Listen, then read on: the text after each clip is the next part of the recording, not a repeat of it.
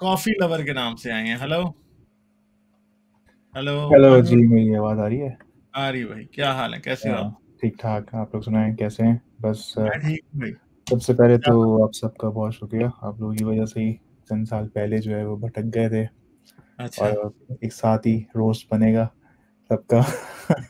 खैर, मेरा सवाल ये था कि कुछ देर पहले थोड़ी ये बात हुई थी पॉपुलेशन के हवाले से कि डिक्लाइन इन पॉपुलेशन, और अच्छा, इस बारे में अब ख़ास तौर पे अगर आप एलॉन मस्क को सुने तो वो एक टोटली अपोजिट व्यू देता है कि पॉपुलेशन जो है वो डिक्लाइन की तरफ जा रही है और हमें ज़्यादा बच्चे पैदा करने चाहिए।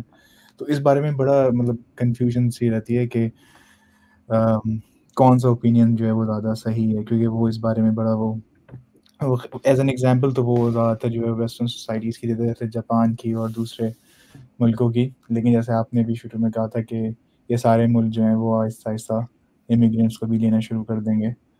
लेकिन फिर इसमें बात ये आती है कि ख़ास तौर पे ये लोग इसको पॉइंट बनाते हैं कि हमारी रेस, या जो कहते हैं कि भाई हम क्योंकि वाइट हैं तो वो हमारी जो है वो डिक्लाइन हो रही है, तो अगर हम इमिग्रेंट्स ले भी लेंगे तो वो अ, मतलब दूसरे लोग आके फिर हमारी जॉब्स कर रहे होंगे भाई, या ये भी तो दुनिया के बहुत सारे मुल्कों में, न्यूजीलैंड में, ऑस्ट्रेलिया में, अमेरिका में, कनाडा में, इन्होंने ये भी तो गए हैं, इन्होंने भी तो रिप्लेस किया दूसरे लोगों को। हाँ, और एग्ज़ैक्टली। ट्रम्प इसी रिप्लेस देखे, रिप्लेस होना कोई बहुत गलत बात तो नहीं होगी। और ये बिल्कुल, याद रखेंगे, रिप्लेस कभी भी कोई नहीं होता। होता ये है कि मिक्स हो जाती हैं रेसेस। ठीक है, दुनिया में कोई एग्ज़ैक्टली। ऐसी रेस नहीं है जो आज से 1000 साल पहले एग्जिस्ट करती थी और आज नहीं करती। भाई, वो दूसरे लोगों में मिक्स हो गए हैं, उनके डिसेंडेंट्स आज भी एग्जिस्ट करते हैं।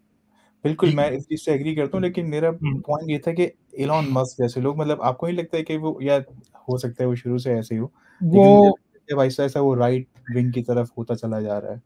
आहिस्ता-आहिस्ता नहीं, जिस वो है ही राइट विंगर है। और हाँ। ट्रम्प और ट्रम्प जो है वो इसी बेस पे इलेक्शन लड़ रहा है कि हमारी जो वाइट कम्युनिटी है वो कम होती जा रही है।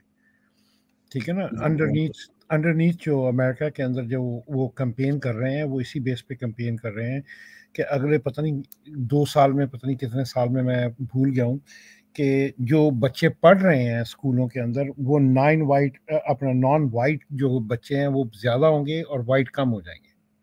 हुँ। हाँ जी, तो इस बेस के ऊपर वो मतलब जो इलेक्शन लड़ा जा रहा है, और स्पेशली विस्कॉन्सिन में इसके ऊपर बड़ी मतलब ज़ोर दिया जा रहा है। हाँ जी, एग्ज़ैक्टली। और ऐसे ही यहाँ पे स्कैंडिनेविया में भी अब ऐसे ही चल रहा है, जो यहाँ पे राइट विंग गवर्नमेंट्स या राइट विंग पार्टीज़ को बड़ी सपोर्ट मिल रही है। हाँ और जी, वो उनका पॉइंट ये होता है कि क्योंकि लेफ्ट ने आके यहाँ पे इतनी अनकंट्रोल्ड इमिग्रेशन की है, जिसकी वजह से हमारे ख़ास तौर पे अगर स्वीडन में देखें तो पिछले दिनों में जो यहाँ पे जो दंगे फ़साद हुए हैं, तो वो उसको बड़ा हाइलाइट करते हैं, और जिसकी वजह से लगता है कि बहुत सारे लोग जो सेंटर में थे, अब वो भी राइट को सपोर्ट करने लगे हैं। हालाँकि अच्छा, कई इस तरह से बहुत सारी ऐसे ट्विटर के ऊपर भी इस तरह के थ्रेड्स चल रहे होते हैं। तो ये ऐसे स्कैंडिनेविया में बहुत सारे जो हैं वो इमिग्रेंट्स हैं जो अब राइट विंग पार्टीज़ को सपोर्ट करने लगे हैं। तो मेरा उनसे सवाल हमेशा ये होता है कि यार, तुम इन लोगों को सपोर्ट तो कर रहे हो, लेकिन इनकी जो बेसिक्स हैं अगर आप वो देखें, तो अगर किसी मोहल्ले में सारे ये रह रहे हो, तो क्या तुम उनके साथ रहना पसंद करोगे? क्योंकि फिर वही वाली बात आती है कि जब वो आपके अगेंस्ट जब डिस्क्रिमिनेट करेंगे, तो फिर आपसे ये नहीं पूछते कि आपका बिलीफ क्या है या आप किसको सपोर्ट करते हैं। वो देखते हैं आप नज़र आने में कैसे लगते हैं, क्या आप इंडियन लग रहे हैं या आप जो है वो मिडल ईस्टर्न लग रहे हैं, तो वो आपको फिर उसी तरह से ट्रीट करते हैं। लेकिन फिर भी बहुत सारे लोग जो खुद इमिग्रेंट्स हैं, लेकिन अब वो उस तरह की पार्टीज़ को जाके सपोर्ट करने लगे हैं। तो ये भी एक बड़ा अजीब-सा एक वो डायलेमा सा लगता है। खैर, बस मेरा यही कमेंट था, बाकी आप लोग जो इस पे कमेंट करना चाहें। देखिए, वेस्ट में जो इमिग्रेंट आते हैं ना, वो बहुत मेहनत से और बहुत ज़्यादा काम करते हैं। ठीक है, बहुत सी अमेरिका में और बहुत से दूसरे मुल्कों में बहुत सी जॉब्स हैं जो कि वाइट्स तो करते ही नहीं।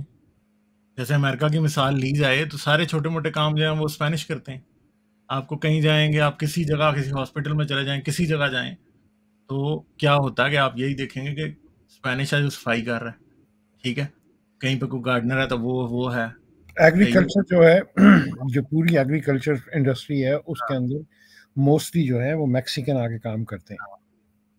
तो वो सारे काम कर रहे हैं जितने इमिग्रेंट आ रहे हैं नीचे से। ठीक है? राइट। दूसरी बात ये है कि आप क्या समझ रहे हैं, ये असल में इन मुल्कों की दोगली पॉलिसी है। ये इमिग्रेंट लेते भी हैं, मगर ये कहते हैं कि हमने नहीं लेने। राइट विंग जो है ना वो सिर्फ बकवास करता है कि हमने नहीं लेने। एग्जैक्टली इमिग्रेंट्स की जरूरत है, इनके मुल्क नहीं चल सकते इमिग्रेंट्स के बगैर, ठीक है। और बर्थ रेट कम क्यों है भाई? बर्थ रेट कम इसलिए है कि आप एक ऐसा लाइफस्टाइल जीना चाहते हैं जिसमें आप ज्यादा प्रॉब्लम, इतने ज्यादा बच्चे ना पालें और आपकी जिंदगी निस्बतन सुकून की हो, ठीक है। क्योंकि ये बात याद रखेंगे कि दुनिया में असल में अब इमर्जिंग फैशन यही है। दूसरी बात है कि औरत को जब आपने लिबरेट किया है तो वो बच्चे कम ही पैदा करेगी, वो ज्यादा नहीं पैदा करेगी, ठीक है। वो क्यों फिर इतनी तकलीफ ले? और दूसरी बात है कि औरतें जब वर्क फोर्स में आ जाती हैं फिर डेफिनेटली वो 1-2 से ज्यादा बच्चे नहीं पैदा कर सकती, 3 कर लेगी बड़ी हद तक कोई, ठीक है। प्रेग्नेंट औरत जब वो, कितनी तकलीफ की बात है कि प्रेग्नेंट औरत फिर हर वक्त काम पे भी लगी हुई है, जॉब पे जा रही है सुबह शाम, ठीक है। उसके लिए बड़ी मुश्किल है, तो वो नहीं फिर करती ज्यादा पैदा बच्चे, ठीक है। रिस्पॉन्सिबिलिटी, हरी बात है, बच्चा पैदा करना बहुत बड़ी रिस्पॉन्सिबिलिटी है और वेस्ट में तो बहुत बड़ी रिस्पॉन्सिबिलिटी है। आप बच्चे की सही देखभाल नहीं कर रहे वेस्ट में तो भाई आप अंदर हो जाएंगे, आपको किसी ने पकड़ के जेल में डाल देना है। बच्चे आपसे ले सकते हैं, कुछ भी हो सकता है। तो लोग फिर उतने ही पैदा करते हैं जिनकी वो प्रॉपर तरीके से केयर कर सकते हैं, ठीक है। तो ये चीजें ये जो करते हैं, कोई अमेरिका में रेड स्टेट भी ऐसी नहीं है जो इमिग्रेंट्स ना लेती हो या जिसको जरूरत ना हो, ठीक है। वो भी लेती हैं, उनको भी लेने पड़ते हैं। क्यों? वर्क फोर्स शॉर्टेज कहाँ से पूरी करेंगे? इकोनॉमी तो वर्क फोर्स चलाती है ना, फिर वर्क फोर्स शॉर्टेज कहाँ से पूरी करेंगे? इश्यूज ये हैं असल में। हाँ जी भाई। गालिब, हाँ इसमें सॉरी नहीं, गो अहेड नान कंफर्म साहब, गो अहेड। जी, इकोनॉमिक्स का भी बहुत बड़ा रोल है। और लास्ट सेंचुरी में affording a house, raising children was pretty economical नहीं तो at least cost of living low थी। अभी हम लोग देखें तो it is important in the western world और even in the developing world as well कि बोथ हस्बैंड एंड वाइफ दोनों को काम करना पड़ता है। और काफी लोगों के लिए owning a house is not possible anymore. मैं रिपोर्ट पढ़ रहा था कि lots of Americans are now living with their parents, you know, मतलब टीनेज क्रॉस करने के बाद भी लेट 20s में, अर्ली 30s में भी, I think if I am not wrong 1/3 था या उससे भी ज्यादा रेशो था कि they're living with their parents. एक तो ये है कि बिकॉज जैसे आपने कहा कि रेजिंग चिल्ड्रन एक जिम्मेदारी की बात है, लेकिन उसमें जो कॉस्ट आ गई है आजकल के मॉडर्न जो वर्ल्ड में 21st सेंचुरी में, everything has gone very expensive. We know कि जो ग्लोबल प्लेयर्स हैं दे आर एडवोकेटिंग वॉर, और इन जिस तरह से यूक्रेन और रशिया की वॉर है which could have been prevented, Middle East में जो वॉर चल रही है काफी दिहाइयों से, all of this could have been prevented. Production बढ़ सकती है, इकोनॉमीज ऑफ स्केल अचीव करके कॉस्ट रिड्यूस हो सकती है for industries and then benefits can be passed on to customers. लेकिन अभी जो इकोनॉमिक मॉडल है ना, it's just completely inflated price के लिहाज से। बाकी labour market demand and supply का भी रूल होता है। अगर आप बाहर की कंट्रीज से इमिग्रेंट्स को एक लीगल प्रोसेस के थ्रू अलाउ कर कंट्री में ला रहे हो, you doing that because your labour market is telling you कि आपके पास शॉर्टेज है या आगे जाकर वो शॉर्टेज होगी based on the economic survey. लेकिन कभी कभी इकोनॉमिक डाउनटर्न भी आता है कि कंट्रीज माइग्रेंट्स मंगवा लेते हैं और फिर डाउनटर्न की वजह से जॉब्स की अवेलेबिलिटी कम हो जाती है। तो ये एक साइक्लिक है। बट टू से कि माइग्रेशन नहीं होनी चाहिए, this is literally embedded in that xenophobia जो कि इंसानों ने for many centuries and since thousands of years we've always identified factors of otherness कि जो डिफरेंट लगता है, डिफरेंट बोलता है, डिफरेंट बिहेव करता है, दिखता है, वो हमारे साथ एसिमिलेट नहीं कर सकता। तो उसमें अगेन सुप्रीमेसी भी आ जाती है। जी एग्जैक्टली, मतलब वही दुनिया आहिस्ता आहिस्ता जो है वो अपने राइट की तरफ जा रही है। और फिर ये वही ना कि अब जैसे अगर बिजली एकदम से ख़त्म हो जाए और हमारा इंफ्रास्ट्रक्चर ख़त्म हो जाए तो सारे के सारे दोबारा वापस अपनी वही एनिमलिस्टिक इंस्टिंक्ट या बेसिक इंस्टिंक्ट्स की तरफ जो है वो लौट जाएंगे। तो मतलब ये एक बड़ी परेशान सी सूरत लगती है कि ओवरऑल दुनिया जो है वो आहिस्ता आहिस्ता मजीद जो है वो राइट की तरफ होती चली वही जाएगी। बात है ना, you can not live with it, you can not live without it. वो वाली सिचुएशन है कि आपको एसिमिलेट होना पड़ेगा। चाइना में भी एजिंग पॉपुलेशन सिंड्रोम अब it has started kicking in. जो वन चाइल्ड पॉलिसी 80s से लोग फॉलो कर रहे थे, अब हुआ ये है that too many old people in that country, मतलब all of those people are now going to retire and they have started retiring। तो उनकी aged care में उनके जो products होते हैं that are needed in aged care institutes, जैसे diapers हो गए, catheters हो गए, medicines हो गई, तो ये चीजें, ये कॉस्ट ऑब्वियसली बर्डन पड़ रहा है स्टेट के ऊपर। अब जो वेकेंसीज हो रही हैं, old people retiring, new people या यंग पीपल जो हैं वो इतने है ही नहीं। जी जी लालो। और दूसरी बात है कि अगले 30 साल में चाइना की पॉपुलेशन ने आधा होना है। कहां से? पूरी इकोनॉमी का स्ट्रक्चर ही तबाह हो सकता है टोटली, ठीक है, क्योंकि रिप्लेसमेंट रेट भी अलाउ करेंगे आगे जाकर इमिग्रेशन। इनको भी इमिग्रेशन अलाउ करनी है।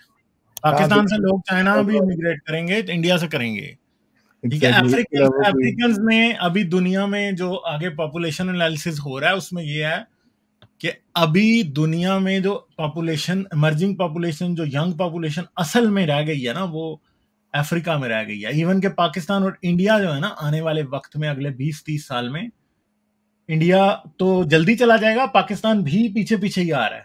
नेगेटिव बांग्लादेश में ऑलरेडी हो चुका है। श्रीलंका में नेगेटिव बर्थ रेट है जी, श्रीलंका में, ठीक है। श्रीलंका में लिटरली नेगेटिव बर्थ रेट है। और एक चीज है कि आप पाकिस्तान में, जब मैं था तो आप गलियों में आमतौर पे आगे पीछे हर जगह आपको बच्चे नजर आएंगे। श्रीलंका में ऐसे होता ही नहीं है। आप किसी भी जगह जाएं आपको बच्चे बहुत कम नजर आते हैं। किसी शॉपिंग मॉल पे आप चले जाएं तो आपको 10 में से कोई एक औरत ऐसी होगी जिसके साथ आपको बच्चे जाते हुए दिखाई दे रहे हैं, ठीक है। होता ही नहीं है। तो इवन के वहां पे नेगेटिव बर्थ रेट है और ये चीजें हो रही हैं। ये बड़े कंट्रीज हैं जिन्होंने नीचे जाना है अभी। ये पॉपुलेशन क्राइसिस शायद इस सेंचुरी में जब एंड हो रहा होगा तो पॉपुलेशन क्राइसिस फुल स्विंग होगा। हाँ, ऑटोमेशन के थ्रू उसको काउंटर किया जा सकता है, मगर एक और भी बात याद रखिएगा कि ऑटोमेशन जैसे ही ज्यादा होगी ना, पॉपुलेशन का मसला उतना ज्यादा और सिवियर हो जाएगा, ठीक है। एग्जैक्टली। जितना ज्यादा। दूसरी बात यह है कि अब हम एक बिल्कुल इंटायरली डिफरेंट दुनिया में रहते हैं। आज इन लोगों के पास एक पहली बात जो मैं अब करूंगा वो थोड़ी सी पेंडू बात है, मगर ये बात याद रखिएगा कि पहले मियाँ बीवी भी एक दूसरे के साथ बहुत ज्यादा इन्वॉल्व होते थे, क्योंकि उनके पास भाई काम करने के लिए और कुछ नहीं होता था। काम भी नहीं करते थे, दूसरी बात है मीन्स ऑफ एंटरटेनमेंट भी नहीं थे, ठीक है। तो लोगों के लिए सेक्स एक सोल एंटरटेनमेंट। आज से 200 साल पहले तो भाई लोगों के पास सेक्स ही था, ठीक है। अब तो भाई नहीं है वो। अब तो आपके पास स्क्रीन्स हैं और ये अभी काम अगले 20-30 साल में तो काम इतना ज्यादा वो हो जाना है कि आई थिंक कि घर में बैठे हुए लोग आपस में इंटरेक्ट उतना नहीं करेंगे जितना पहले करते थे, ठीक है। ये चीजें होने वाली हैं और इसकी वजह से बर्थ रेट के डिक्लाइन की वजह सिर्फ यही नहीं है कि लोग हम बच्चे पैदा नहीं करना चाहते, लोग हम उन एक्टिविटीज में थोड़े कम इन्वॉल्व हैं। ये भी चीज है, ठीक है। अच्छा, और बिल्कुल सही बात है कि बगैर इमिग्रेशन के तो इसका कोई आगे सोल्यूशन नहीं है। लेकिन इसमें एक बड़ा एक इंटरेस्टिंग पॉइंट ये भी है, जैसे वो इलॉन मस्क वाली जो बात आ गई कि क्योंकि आहिस्ता आहिस्ता लोग राइट की तरफ जा रहे हैं और हमारी जो एनिमलिस्टिक और सर्वाइवल इंस्टिंक्ट जो है वो आ रही है, तो मतलब उनका पॉइंट ऑफ व्यू होता है कि सही है, हमारी पॉपुलेशन जो है अगर वो गिर भी रही है तो हम मेरे ख्याल में राइट विंग का ना ये आखिरी चीखें हैं। ये बात याद रखिएगा, अगली जनरेशन जो है ना वो राइट विंगर नहीं है कि ये अमेरिका के अंदर की ये आखिरी चीख है। आखिरी है, हाँ जी, ये आखिरी चीख है। और ये यूं ही ये अगर ये अपना हार गया ट्रम्प तो ये बिल्कुल अपना दम तोड़ जाएगा काम। मतलब उनका वो ये कि हम बाहर से तो लोगों को नहीं लाएंगे, लेकिन हमारी ही जीन हो, मतलब हमारे ही बच्चे ज्यादा हो जाएं, लेकिन हम तो रिप्लेस कहाँ से करेंगे? देखें, दुनिया में हर चीज को असल में इकोनॉमी चलाती है और इकोनॉमी को लोग चलाते हैं। लोगों के बगैर इकोनॉमी नहीं चल सकती। देखें, एक बात समझें, सबसे मेन बात समझें, एक कंट्री में किसी कंपनी का बूम तब आ सकता है जब उसके कंज्यूमर बढ़े। अगर मुल्क की पॉपुलेशन कम हो रही है तो कंज्यूमर तो कम हो रहा है। कोई वर्क अराउंड है ही नहीं है इमिग्रेशन के अलावा। ये बात बस खत्म है, इससे आगे कुछ नहीं है। किसी इकोनॉमिस्ट से पूछ लें आप, इमिग्रेशन के अलावा कुछ नहीं है। ये जो हमारे काले गोरे, मतलब आई एम सॉरी टू से, ये जो हमारे ब्राउन गोरे हैं ना, ये जो पहुंच जाते हैं वेस्ट में और फिर जाके कहते हैं इमिग्रेशन नहीं होनी चाहिए, ये कुएं के मेंढक हैं। और इन जाहिलों को जरा भी पता नहीं होता कि भाई आपका सोल्यूशन इमिग्रेशन है। क्या आप कुछ कर ही नहीं सकते? और क्या थोड़ा सा साइंस को समझें, थोड़ा सा पॉपुलेशन को समझें कि कैसे जा रही है, आगे आने वाले वक्त के ट्रेंड्स को समझें, तो आपको नजर ये आता है कि भाई फर्स्ट वर्ल्ड इकोनॉमीज ने थर्ड वर्ल्ड कंट्रीज से लोग लेने हैं, ठीक है। और ये जो ये हैं लोग जो फर्स्ट वर्ल्ड कंट्रीज में रहते हैं, वो ये कहते हैं कि जी हम we want people from the third world, मगर we don't want their problems. भाई ऐसे नहीं होता। हाँ, हमें ये पता है कि थर्ड वर्ल्ड कंट्रीज से लोग आते हैं, उनके मेजॉरिटी प्रॉब्लम्स पीछे रह जाते हैं, मगर कुछ प्रॉब्लम उनके साथ आने हैं।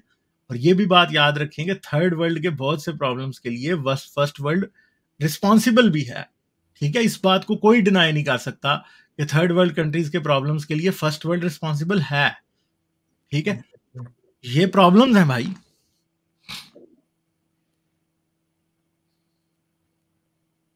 और अमेरिका के अंदर हमने सिस्टम को इतना कंफर्टेबल कर रखा है, स्पेशली गोरों के लिए, कि वो इतने कंफर्ट लेवल में चले गए हैं कि they don't want to even work. हाँ जी, आप देखिए क्या नाम है इसका, यहाँ पे किसी बड़े फील्ड में चले जाइए, एग्रीकल्चर फील्ड में या आई मीन हर फील्ड के अंदर आपको ऑलमोस्ट सिर्फ मैक्सिकन ही पूरे यहाँ पे। हाँ जी, और कहते ज़रूर हैं ये कि क्या नाम है इसका, हम नहीं लेंगे, लेकिन उसके बावजूद बॉर्डर खुले हुए हैं, लोग अंदर आ रहे हैं, लोग बाहर जा रहे हैं। उनको अब इमिग्रेशन वालों को ये नहीं पता कि कहाँ पे कौन से प्रोड्यू में अपना किसी में या एग्रीकल्चर फील्ड के अंदर कौन काम कर रहा है, दे नोस कि कौन काम कर रहा है। हाँ जी, पिछली मरतबा ये तकरीबन 3-4 साल की पहले की बात है कि कैलिफोर्निया के अंदर इतना मतलब कम हो गया था ये काम, मैक्सिकनों को अंदर नहीं आने दे रहे थे। थोड़ी देर की बात पहले की बात है, वहाँ पे उनकी बहुत सी क्रॉप्स जो हैं वो पेड़ों के ऊपर ही लगी रही हैं, जो अपना पौधों के ऊपर ही लगी रही हैं, वो वहीं पे ख़राब हो गई हैं। और उसकी वजह से ये जो ऑरेंज अपना सेक्टर था उसमें बड़ा नुकसान हुआ था। So they're gonna have to keep, I mean, let other people come into their country. हर सूरत में ये काम चलता जाना चाहिए। और मेरे ख्याल में तो पूरी दुनिया के अंदर सारे बॉर्डर ख़त्म कर देने चाहिए। हाँ जी, इंसान जो है उसको फ्री टू रोम होना चाहिए। और दूसरी बात है हाजी भाई, मैक्सिकन आते हैं तो वो कितनी मेहनत से काम करते हैं, नजर तो आ रहा होता है। ओ या से काम करते हैं। मैंने अगर हायर करना है ना, अगर किसी को क्या कहते हैं उसको, किसी अपने काम के लिए, बैकयार्ड का काम करने के लिए या वो काम करने के लिए, सबसे पहले मैं यही देखता हूँ कि मैक्सिकन होगा, वो बड़े आराम से सारा पार्क में काम करके चला जाएगा। जबकि आप गोरे को हायर कर लें, मतलब they do good job too, लेकिन अगर आप गोरे को हायर कर लें, I mean you have to tell him every freaking single thing. हाँ जी, मैं ये मतलब वो नहीं कर रहा हूँ, सिंगल आउट नहीं कर रहा हूँ लोगों को, लेकिन most of the time it happens. Expensive. बिल्कुल। और लेबर फोर्स में तो जो मैनुअल लेबर है उसमें मेजॉरिटी जो है वो इमिग्रेंट्स की होती है। अब जैसे जब पेंडेमिक में जो स्कैंडिनेविया में जब ज़्यादा लोग मरे हैं तो उसमें मेजॉरिटी जो है वो फॉरेनर्स की थी। उसकी एक वजह ये भी थी कि एक तो उन्होंने वैक्सीनेशन का जो परसेंटेज थी उनकी बहुत कम थी, मतलब वो कोविड की वैक्सीन को बड़ा अवॉइड कर रहे थे। और उसमें इलीगल इमिग्रेंट्स को बाद में इन्होंने ऐलान किया था ना कि वो वैक्सीन ले सकते हैं, ठीक है। तो पहले उनको इश्यूज पेश आ रहे थे ना वैक्सीन लेने में, ये एक वजह थी बहुत बड़ी ना। एग्जैक्टली वो भी थी। फिर एक कल्चरल और एक रिलीजियस उसमें भी था, क्योंकि कोविड वैक्सीन के हवाले से बहुत सारे जो है रूमर्स भी थे। तो रूमर्स नहीं, यहाँ पे तो मुकम्मल एक कैंपेन थी अपना, ट्रम्प उसके अंदर इन्वॉल्व था। वो तो ये भी कह रहा था कि अगर आप क्लोरेक्स पी लें ना, कोई ब्लीच वगैरह पी लें तो आपका कोविड जो अपना वो है मर सकता है। Imagine that. ये बातें कह रहा था। हाँ जी, और यहाँ पे कई चर्चेस के अंदर जनाब बकायदा संडे की सेरेमनी में बकायदा कोविड को अपना गलत करार दिया जाता था। यहाँ पे वर्जीनिया में एक पास्टर था, हाँ जी, वो रोज़ाना तकरीरें करता था इसके खिलाफ कि मैं कभी वैक्सीन नहीं लूँगा और ये है वो है दिस एंड दैट। अपने कांग्रीगेशन को भी वो यही कह रहा था कि ये कभी वैक्सीन ना लो, और लेकिन वो खुद ही मर गया उससे, कोविड से। जी बिल्कुल। यहाँ पे उसके साथ तो कोविड ने फिर ठीक ही किया था ना, जो कोविड की जरा भी रिस्पेक्ट नहीं कर रहा था। कोविड ने कहा यार तू बड़ा ही बेशर्म है, एग्जैक्टली खड़का दिया। हाँ, तो मतलब ये इस तरह की डिसरिस्पेक्ट, मतलब आप साइंस की रिस्पेक्ट करनी चाहिए हमेशा साइंस जो बात कह रही है, क्योंकि साइंस आपको ऐसे गप्पे नहीं वहां में छोड़ रही, वो भाई आपको डेफिनेटली चीजें, मेन प्रॉब्लम ये है कि लोगों का डिसबिलीफ है साइंस में। रिलीजन में बिलीफ से ज्यादा खतरनाक डिसबिलीफ इन साइंस है असल। Exactly. बहुत खतरनाक चीज है ये। Right. You diagnosed it very good. Exactly. This is what's happening right now. चलें ठीक है, फिर सही है, बहुत हम बहुत चलते हैं। बहुत मजा आया लाइक, शेयर और सब्सक्राइब करना मत भूलें। इसके साथ साथ आप मेरे चैनल को पेट्रियन पर सपोर्ट कर सकते हैं। पेट्रियन का लिंक वीडियो की डिस्क्रिप्शन में है।